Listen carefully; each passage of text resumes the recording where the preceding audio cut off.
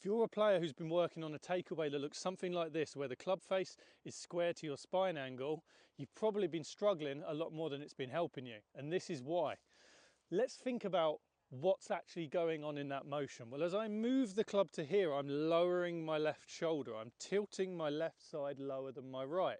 As I do that, I'm creating a force on the grip and the shaft, which is actually closing the club face. Now I can prove that by just swinging my arms back around without changing my shoulder angles. The face is pointing left. The only way I can now make that point straight is to tilt my left side back up, which means I'm changing my tilts as I'm swinging the club around, which is making it harder for you to control where the club lands on the ground and where it's pointing. Let's think about what it should move. Well, the golf swing is a tilted circle. If I'm moving the club 90 degrees around the circle, the face should rotate 90 degrees. That's not open. That is closed. That is square. Then when I bring it back down, it's back where it was, and it comes around the circle, which allows me to point it off in the direction that I want it to.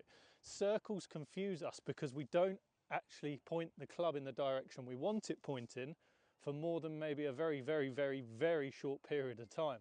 So if you've been working on making the club go back here, thinking it's square, and finding that you've either been overdoing the tilt this way, or you've been coming around and pulling it, that's why. The control of tilts in the shoulders makes golf very, very difficult. If I just move the club up to here where it naturally should be, and I bring it back down and around, golf becomes much easier. It's